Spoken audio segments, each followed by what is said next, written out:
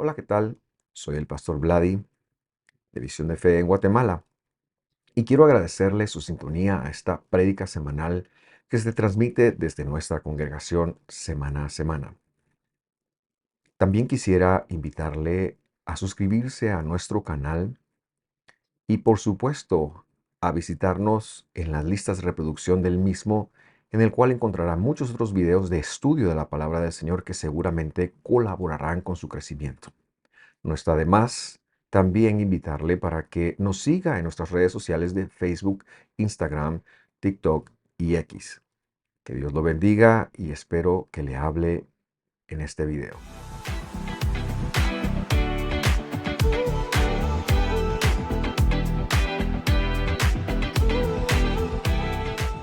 Muy bien. En este momento quiero darle una bienvenida a las personas que se integran desde YouTube. En YouTube nosotros no colocamos todo el servicio, sino exclusivamente la prédica para que se facilita a las personas que quieren ver la prédica exclusivamente. Ahora bien, como lo mencionaba la introducción, estamos en una serie. Nosotros organizamos las prédicas en series. La serie pues lleva varios temas, ya vamos casi terminando esta serie. Y como, no sé si ustedes recordarán, pero la semana pasada el doctor Josué Piedrasanta nos compartía acerca de la felicidad. El tema de hoy tiene un título sarcástico, entendiendo la Biblia, y me voy a explicar por qué.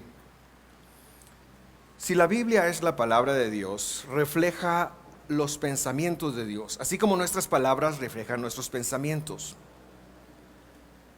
Pero los pensamientos de Dios tienen un carácter eterno y nosotros tenemos una composición temporal. Nosotros no somos eternos, vamos a recibir la vida eterna, pero ahora mismo no es que seamos eternos.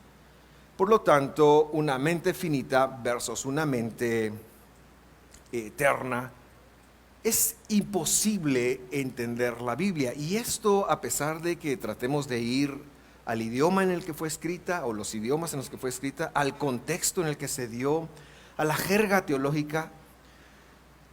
Pero lo único a lo que podemos aspirar es a que Dios se revele. No hay entendimiento de la Biblia sin que Dios se revele. ¿Y qué es revelar? De hecho, la palabra apocalipsis es lo que quiere decir.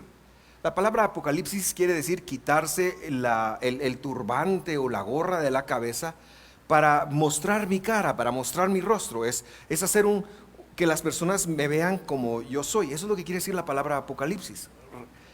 Y Dios tiene la intención de revelarse a nosotros. Y por supuesto, el estudio, el contexto, los idiomas, todo eso es muy importante, pero la revelación no tiene parangón, no tiene comparación.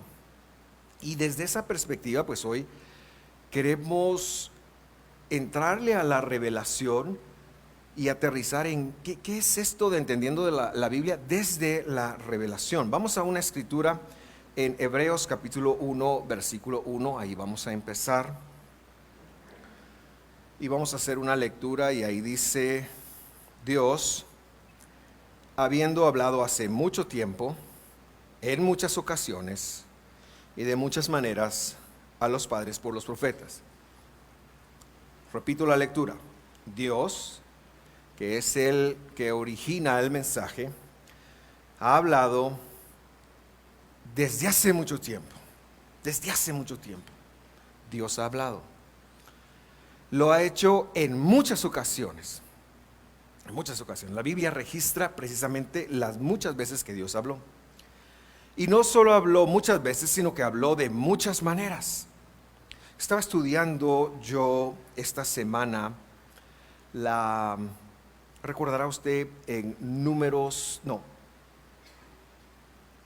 19 me parece que es, eso lo estaba estudiando esta semana, que Dios le dijo a Moisés que le hablara a la piedra, y Moisés se le ocurre la maravillosa idea de agarrar, como ya lo había hecho una vez, una vara y pegarle la piedra. Esta piedra, en el idioma de la Biblia hay tres palabras para piedra, y es la piedra que que habla ahí es una piedra poma. Y lo que iba a pasar es que cuando Moisés le hablara a la piedra, eso es lo que está escrito, porque es lo que Dios le había pedido, esa piedra iba a cambiar de forma y se iba a convertir en agua. Este era un milagro espiritual. Ellos habían tenido un milagro, ¿cómo le puedo llamar a esto? Trascendental. Antes, porque Moisés, Dios le dijo que golpeara una piedra y seguramente había un banco de agua ahí y eso fue lo que surgió. Pero ahora era un milagro espiritual, porque la piedra iba a cambiar de forma. Y a Moisés se le ocurre la maravillosa idea, porque está enojado con el pueblo, de que ¡pum!, le agarra a la piedra y entonces Dios no la avergüenza, el agua sale, pero Dios le veta a Moisés la entrada a la tierra prometida. ¿Por qué? Porque luego el Evangelio dice la piedra era Cristo. Imagínese agarrar a palazos a Cristo. Entonces lo que Moisés hizo realmente le valió un castigo de parte de Dios. O sea, Dios habló de muchas formas. Dios habló por piedras, Dios habló por... Ayer estaba recordando un coro de niños o antier y me dice mi esposa, ¿de dónde te sabes tantas canciones? Yo sí fui a escuela dominical. Y había una canción que decía, un cuervo aleteó, aleteó, aleteó. Llegando al arroyo bajo, está hablando del cuervo que le llevaba comida a Elías. No se preocupe, no me sé más, así que no la voy a cantar más. Pero Dios de muchas maneras le habló a quienes, a los padres. ¿Quiénes son los padres? Por supuesto, los primeros tres son Abraham, Isaac y Jacob. Pero luego vienen los patriarcas, luego viene toda esa gente que forma parte de ese cúmulo de revelación que Dios fue dando. Luego viene José, luego viene Moisés, Aarón, los hijos de ellos. Aparece Ruth, incluso que no es del pueblo, pero aparece Ruth, aparece Noemí, aparece Jefté, aparece Gedeón, aparece David, aparece Samuel. Toda esa gente a esto se refiere. Y luego dice el versículo 2, en estos postreros días nos ha hablado por su Hijo, a quien constituyó heredero de todas las cosas, por medio de quien hizo también el universo. Quiero aclarar entonces algunos conceptos que están allí en ese versículo. En primer lugar, los profetas. Los profetas. ¿Quiénes son los profetas bíblicos? Bueno, se refiere como profeta a toda persona que portaba un mensaje de Dios y que está escrito. Hoy en día hay un don de profecía, pero el don de profecía de ahora implica tomar la escritura y explicarla. Lo que pasa es que para mucha gente el don de profecía es que andan buscando vaticinios y que me digan que me va a ir bien, que yo voy a hacer esto, que el Señor me va a esto y lo otro. Y la gente anda como buscando que le profeticen el futuro, algo que la Biblia dice no hay que hacer, incluso desde el lado creyente.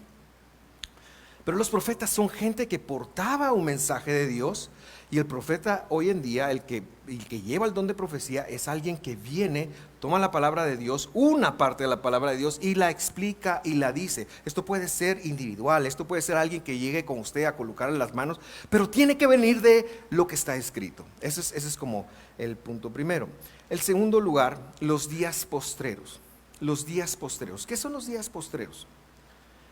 Este es un término muy conocido en la Biblia que quizás usted lo ha leído, pero los profetas lo hablaron mucho. Se dice Aharei Hayamim, y esto quiere decir los últimos días, los días de después, es lo que realmente quiere decir, y se refiere específicamente a la era mesiánica. Los días postreros son la era mesiánica, y esta era, la era mesiánica, que todavía está vigente, empezó cuando Jesús fue llevado, ascendido al cielo. Esos son los días postreros. Por eso es que usted ve que, por ejemplo, Joel dice, y en los días postreros derramaré mi espíritu sobre cualquier carne. ¿Por qué? Porque Jesús ya había sido ascendido al cielo. Nosotros, queridos hermanos, estamos viviendo los días postreros, estamos viviendo la era mesiánica.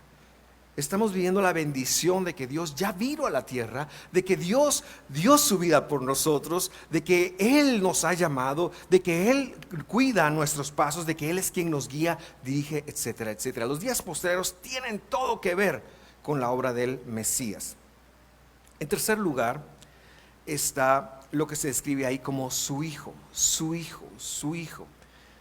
El problema que tenemos en castellano es que cuando yo le digo, mire, mi hijo o el hijo de Vladi, podría alguien decir, o la hija de Vladi, están hablando de alguna de las muchachas que está acá, o están hablando de un chafa que tengo yo. Chafa se le dice a los militares, ¿verdad? No es. Tengo mi hijo que es militar en los Estados Unidos y otro que es pintor. Y tendemos a pensar como una persona separada de otra persona, pero este es un nombre teológico. Este es un título teológico y se refiere a la manifestación de Dios, a toda la divinidad que estaba en los cielos venida a la tierra. Eso es lo que quiere decir hijo. Toda la divinidad, todo lo que era Dios como persona, vino a la tierra a cumplir una obra. Se quedó su palabra.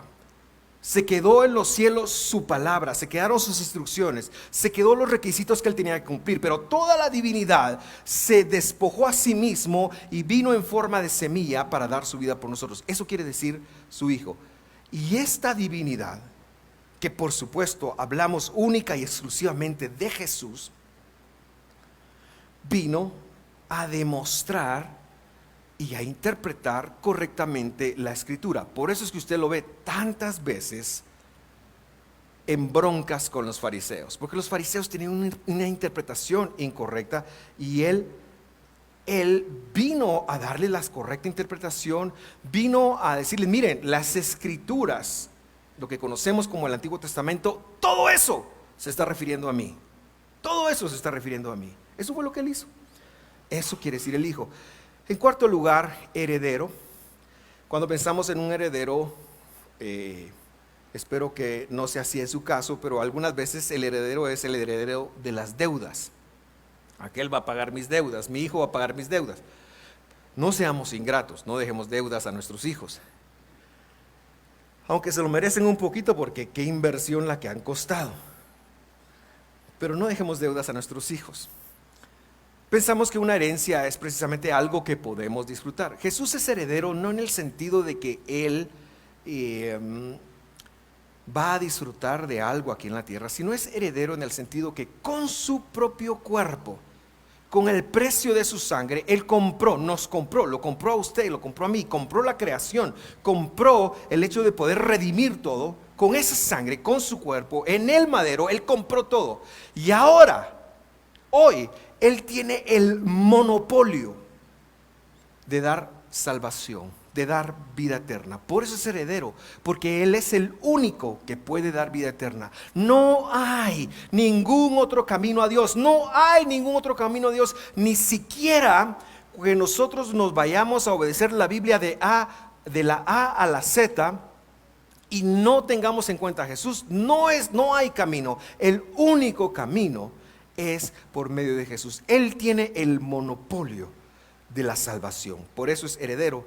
Y bueno, creo que el versículo decía también, por Él se crearon todas las cosas. Es decir, Él como una matriz, voy a llamarle así, de las mujeres, Él formó en su ser todo lo que existe.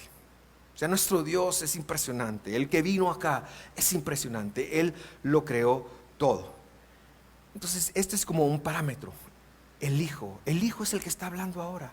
Y no solamente lo que dijo en los evangelios, pero también lo que Pablo habló del Hijo y lo que el mismo Jesús dijo con respecto de todas las escrituras.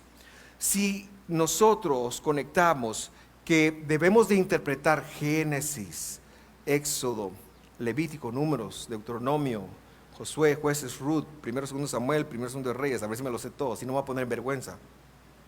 1, 2 de Crónicas.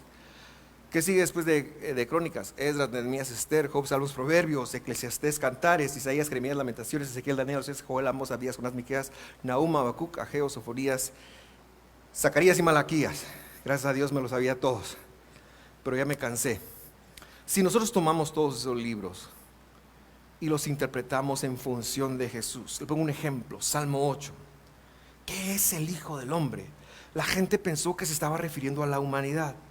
Equivocado. Se estaba refiriendo al título del Hijo. Se estaba refiriendo a Jesús. Por eso nosotros interpretar toda la Biblia alrededor de Él. Ese es un punto. Ese es nuestro punto de partida. Y ya llevo la mitad del tiempo. Pero el resto es más fácil. Así que vamos a leer lo que Jesús mismo dijo en Juan capítulo 8, versículo 31. Juan 8, 31.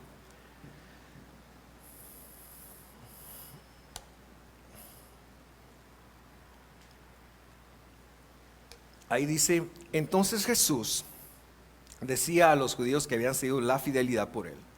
La fidelidad es el llamado de Dios sobre tu vida que empieza con creer en Él, confesarlo como tu Salvador. Esa es la fidelidad. No es yo no me gusta usar la palabra fe porque la palabra fe la relacionamos con un ejercicio mental de creer y lo dejamos ahí. No, la fidelidad es todo un camino que incluye una educación. Entonces Jesús, y esto el contexto lo va a confirmar. Jesús dijo a los judíos que habían seguido la fidelidad por Él, ¿qué les dijo? Si ustedes creen en mi palabra, no les dijo eso, les dijo si ustedes permanecen, si ustedes se forman la disciplina de cumplir mi palabra, verdaderamente son mis discípulos. Si ustedes se forman la disciplina de hacer. La Biblia no es conocer. El camino de la fidelidad, el camino de Dios no es conocer, es hacer. Dios está muy, muy interesado en tu conducta, en lo que tú haces. No es en lo que crees, no es en lo que piensas, es en lo que haces. Por supuesto, lo que hacemos es el reflejo de lo que pensamos y tenemos que aprender a pensar distinto. Y tenemos que aprender a pensar en su palabra. Tenemos que despojarnos de tantas cosas que son contrarias a su palabra. Ese es un trabajo que tenemos que hacer.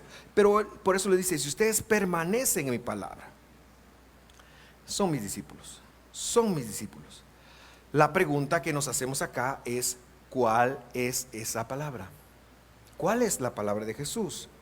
Algunos dirán que esa palabra de Jesús es lo que Él dijo estrictamente y que está registrado en Mateo, Marcos, Lucas y Juan. Y bueno, esa es la palabra de Él, por supuesto.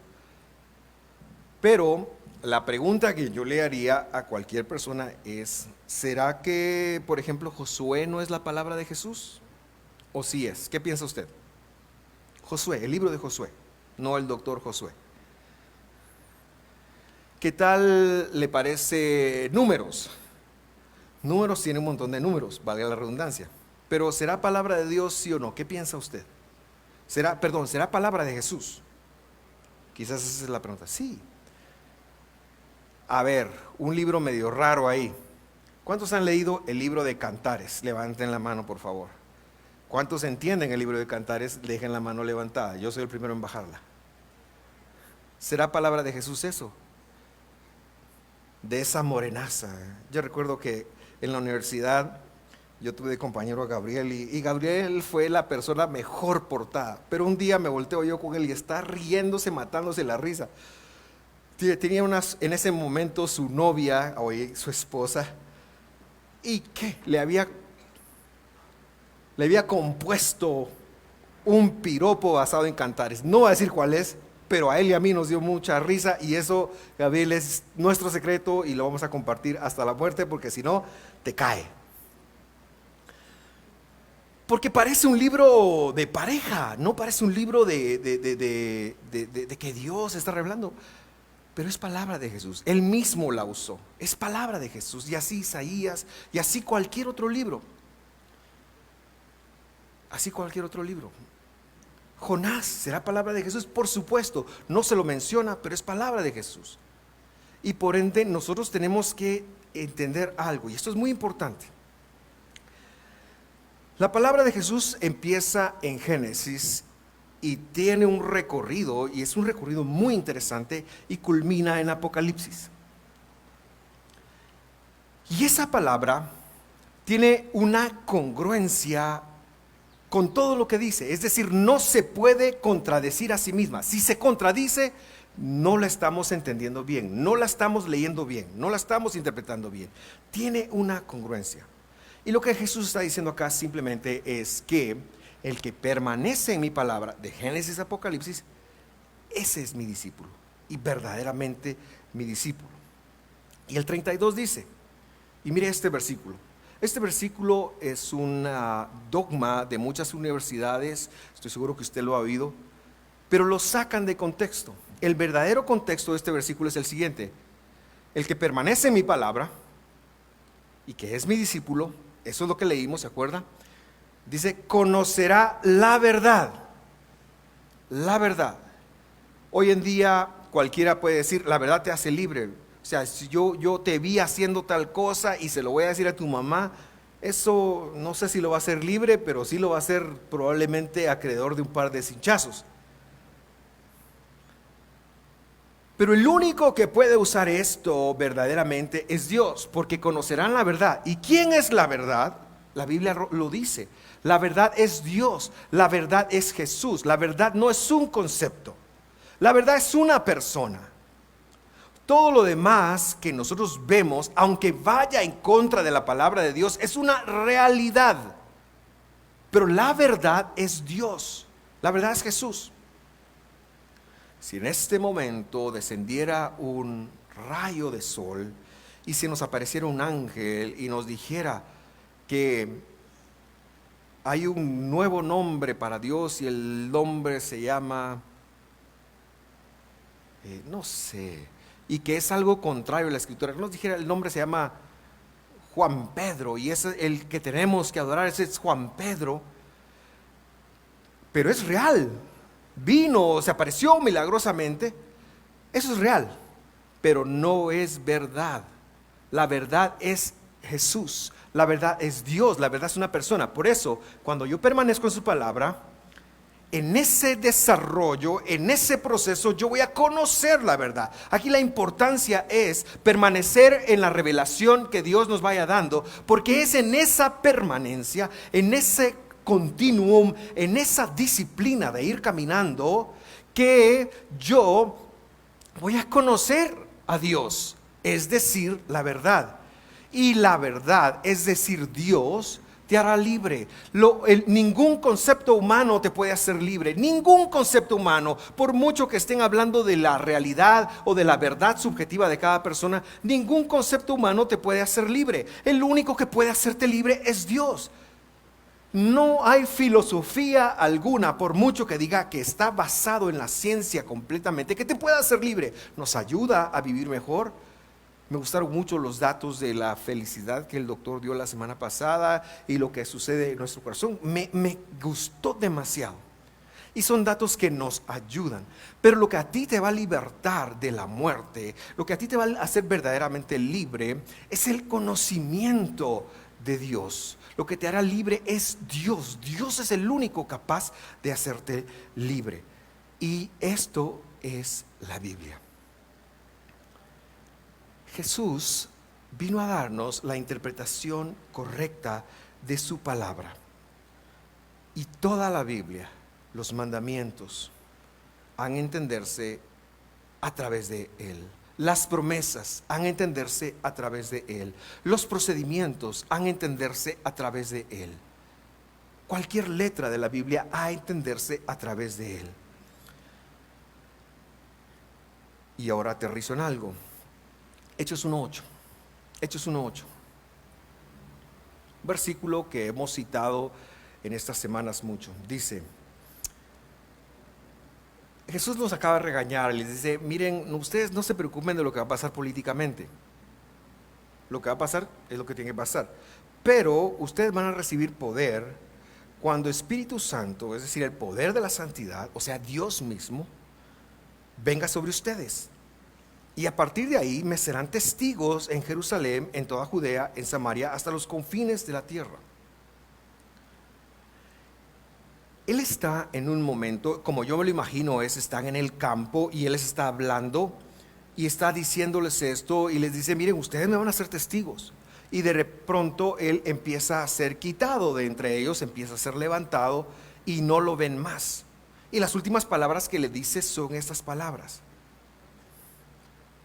Y estas personas que han vivido, son como 120, han vivido los últimos meses de Jesús, vivieron esa cena, algunos de ellos, 12 de ellos por lo menos, vivieron esa cena, u 11 de ellos, de decirlo, vivieron esa cena de la Pascua, vivieron ese momento, estaban con él en el Getsemaní, se durmieron cuando les pidió que orara, porque estaban cansados. Luego cuando ven que una turba viene, lo apresa, todos lo dejan, pero después sufren la muerte de su maestro y luego viven la alegría de su resurrección y han tenido interacción con él. Estas personas, Jesús les dice: váyanse a Jerusalén,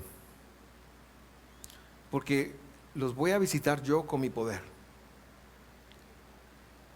Y este es el único grupo de personas en la historia que vivió esto.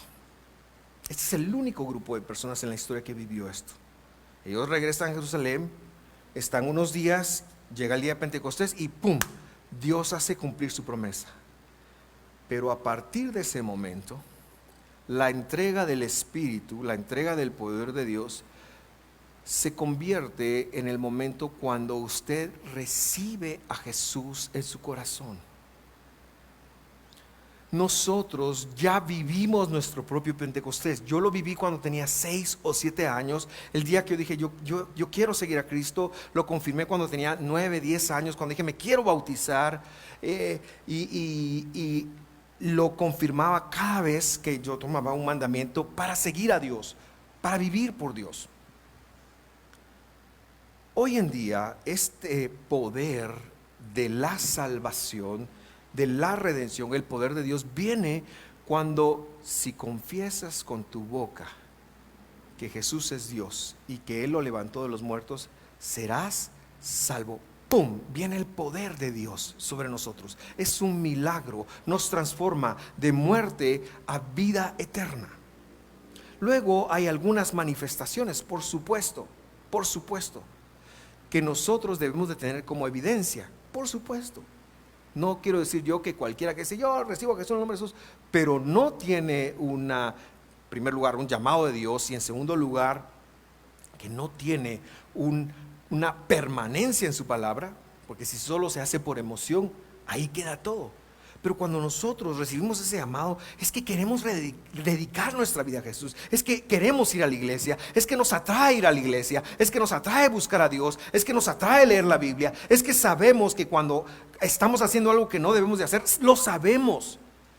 Y sabemos que no debemos de hacerlo y a veces no podemos controlarlo, pero luego vamos y buscamos a Dios y Él nos perdona y Él nos restaura. Ese es el llamado al que me refiero, pero ese es el poder de Dios en nosotros. Y ese poder, queridos hermanos, es el que Dios ha puesto en cada uno de nosotros que somos creyentes para absorber su revelación.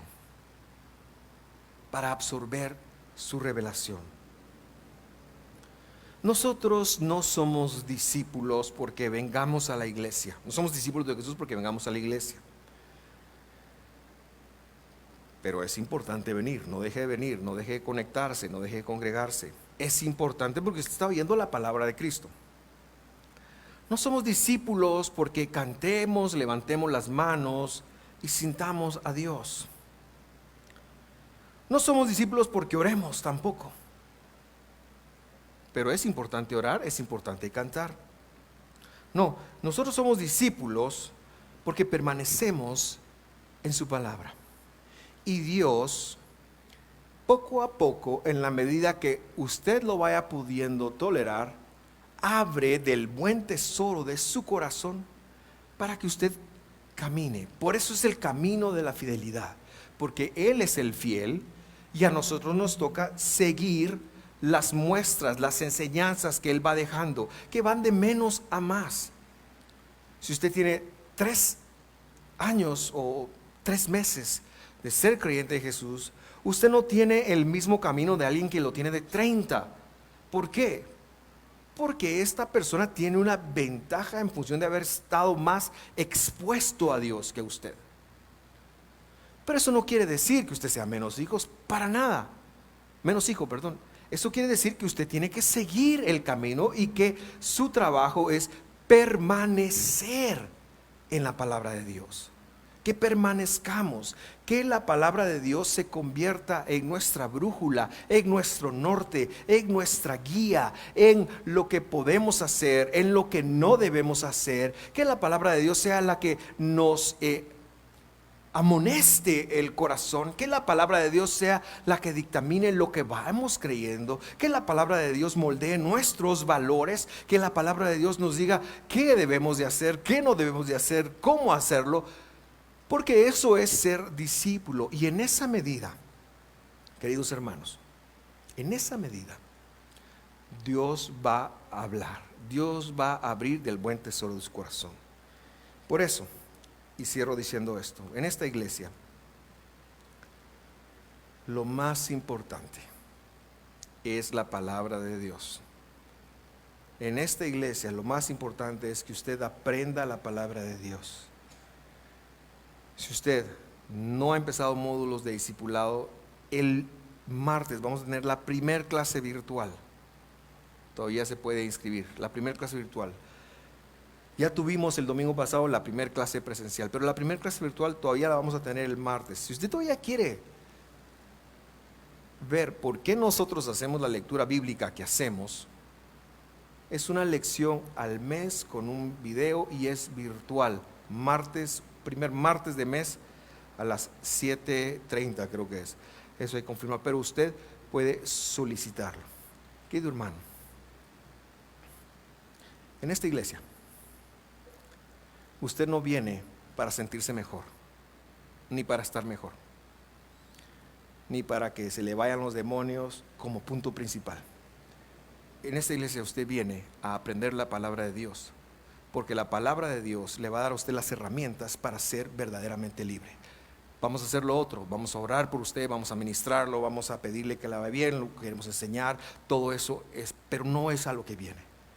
Venga a aprender la palabra de Dios como lo primero, porque conoceréis la verdad, es decir, Dios, y esa verdad os hará libre. Yo me doy cuenta que en la medida que conozco a Dios, mi vida es mejor cada vez. ¿Es perfecta? No lo es. No lo es. Me agarro las greñas con la señora, me agarro las pocas greñas que me quedan con la señora.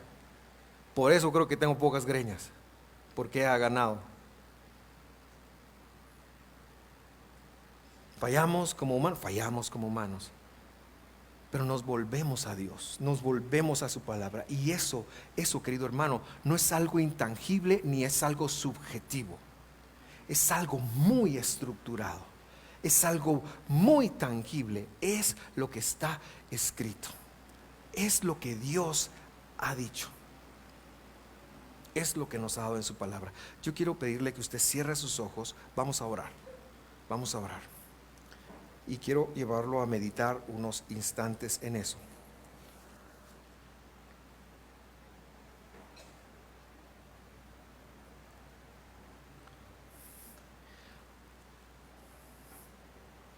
La relación con Dios es personal, por supuesto, pero es por medio de su palabra. Yo le invitaría a comprar una Biblia, bueno, ya no tiene ni que comprarla, le invitaría a leer desde algún dispositivo electrónico su Biblia, como primer punto, pero luego también lo invito a estudiar. En esta casa hemos hecho del estudio la prioridad, al punto de que usted, si prestó atención a los anuncios, se va a dar cuenta que hay una enseñanza del Testamento de los Antiguos semanal y una enseñanza del Evangelio semanal. En ese orden hemos visto ya 3 años los libros de Moisés y ya hemos estudiado Marcos, Gálatas, Hebreos, verso a verso. ¿Por qué? Porque la palabra del Señor es lo importante, es lo determinante. Ella registra nuestro amor, cómo amar al prójimo. Ella registra cómo salir ella registra lo que estamos viviendo y cómo enfrentarlo. Y ella nos habla, es la que nos da el derecho legal de quién Dios es para nosotros.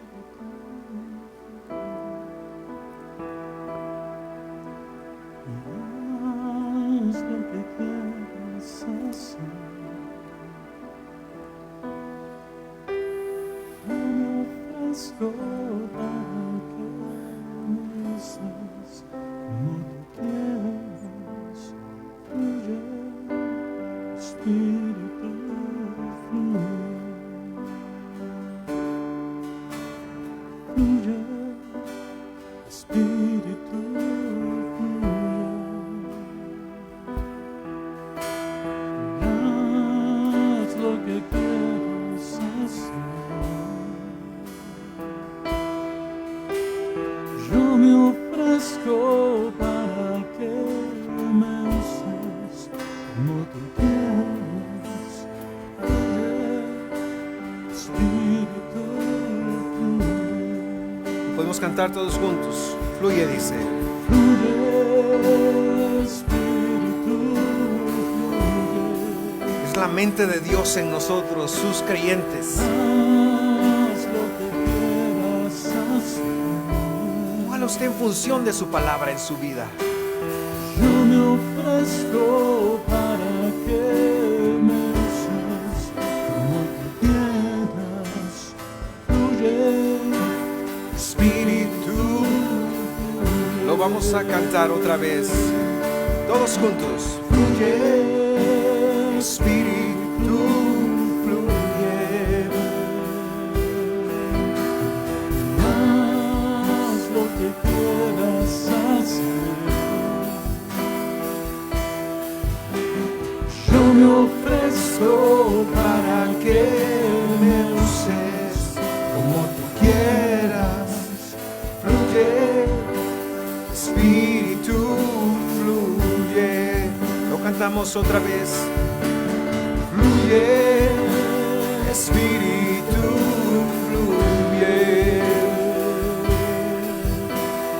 haz lo que quieras hacer. Yo me ofrezco para que me uses como tú quieras. Fluye, Espíritu. Esa parte donde dice haz lo que quieras hacer, esa parte se refiere a su palabra en nosotros. A veces estamos tan acostumbrados a queremos que Dios nos haga sentir bonito para hacer milagros y todo, y esa parte está bien. Pero el punto de hoy es que Dios te convenza de vivir dentro de su palabra. Que Dios te convenza de vivir para Él. Que Dios te devuelva a su gracia continuamente. Que Dios perdone cada una de tus faltas. Que Dios te reciba como hijo. Que Dios te llene de paciencia cuando eso se requiere. Que te llene de inteligencia espiritual para enfrentar la vida. Que Dios te dirija por medio de su palabra, por medio de lo que Él ya dijo, porque en ella no hay pierde, no hay pierde.